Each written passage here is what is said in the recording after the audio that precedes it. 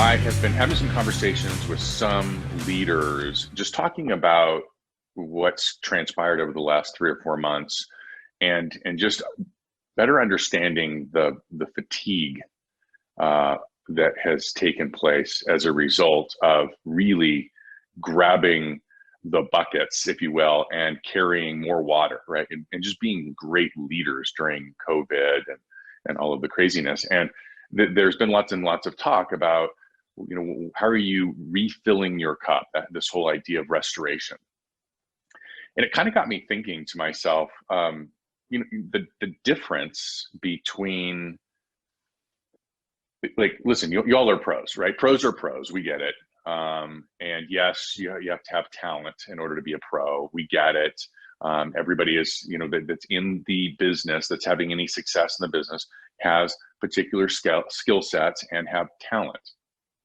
But there's a difference between sort of like that pro athlete that makes it for a couple of years and career is over before you know it, and that person who becomes inducted into the Hall of Fame, as an example, right? It's not just skill set. Everybody's got the skill set. We get it, right? You wouldn't be in the pros if you didn't have the skills. You wouldn't be in the pros if you didn't learn how to develop skills that you didn't have so that you could be a more well-rounded player. The ones that make it year after year after year and actually have an incredible career have some other abilities and some other focuses that the ones that are short don't have. They understand why they do what they do. That they have a need to succeed, and they've identified it. The difference between, hey, what's your why? I'm talking about they have a deep-seated need to succeed, and they've been able to identify specifically what it is. They have answered some questions. What is it that fuels them? Do they operate out of fear? Do they operate out of abundance? Do they want to win, or are they just more afraid of losing? How do they visualize? There are visual people that and you can hear this on the golf course all day long. There's a great book, I think it was A Good Walk Spoiled, that talks very specifically about the difference between visualizing a good shot versus visualizing the bad shot. Your mind subconsciously will always deviate to whatever it is that you're visualizing. So if you look at a pond and you go, whatever you do, don't hit it in the water, 9 times out of 10, you're hitting it in the water, right? But these pros have deep, they have dived deep into these questions, and they're answering them. They are on a constant quest for making sure that they operate at absolute optimal levels while not burning themselves out.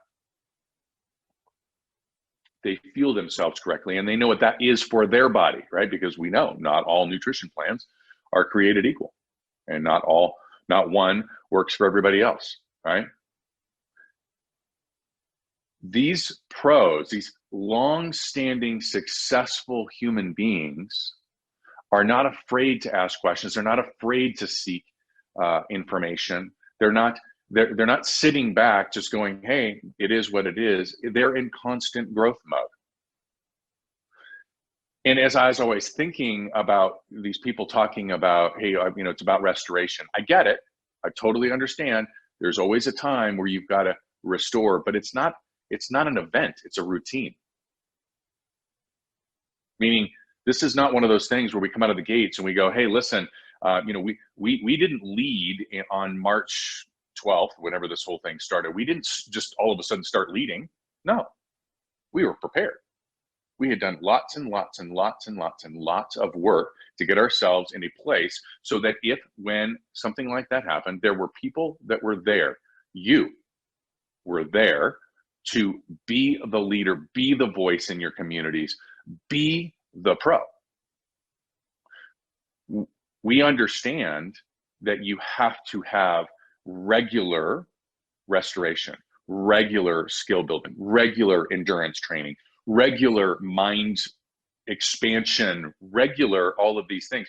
And the reason we understand that is because we have allowed ourselves to admit that we don't know something, allowed ourselves the opportunity to think about the possibility, and we've reached out and gotten mentors and or coaches to help us through that. Because these are the people that would say, hey, listen, what are you trying to accomplish, right? Do you need to win or do you want to win? What are some of the areas where, because they can see it, right? They get to see it from outside, right? Yesterday, I talked a little bit about this idea of like expanding your mind, right? So this is an interesting one, right? There's a guy named Dr. Amen who did a bunch of research on the impact of your brain, and really ultimately it gets into Alzheimer's and how nutrition and movement and exercise and all of these things, right? There's a guy named Dave Osprey, Bulletproof Coffee, who kind of went through the same journey of this whole biohacking and what does that mean and what are the technologies that are available. There's this guy named Dr. Peter Diamandis that talks about from a health and vitality perspective. He's also talking about how technology is impacting all kinds of industries, ours included. And just give you one example, the first autonomous cars are not cars at all. They're actually trucks, right? 18-wheelers. Well, there's a lot of 18-wheelers on the road. Just ask anybody that lives on an interstate, right? Well, he talked a little bit about what that impact would look like. Well, all of a sudden, so there's not a limitation to how many hours that truck can drive. Oh, so all of a sudden distribution centers don't need to be where they currently are. Oh, well, wait a minute. We've got hundreds of thousands of truckers on the road. What are they going to do? Well, they won't have a job. Well, what does that mean to the commercial real estate business, investment real estate business, supply chains, all of these different things? I would never even think of any of that stuff, but having a place where you can reach out and go, hey, listen, what's the community that's going to help me in this space to broaden my view? Who's the coach that's out there that can help me see my limitations and therefore my opportunities? It doesn't have to be somebody that knows your name. It can be, hey, it can be your spouse, right? It can be your manager. It could be the person that has the desk next to you. It could be a podcast. It could be a YouTube channel. It could be any number of things, books and blogs and vlogs and you name it. But ultimately, the one thing that these longtime career professionals have that the others don't is a willingness to seek out answers and input from coaches and mentors.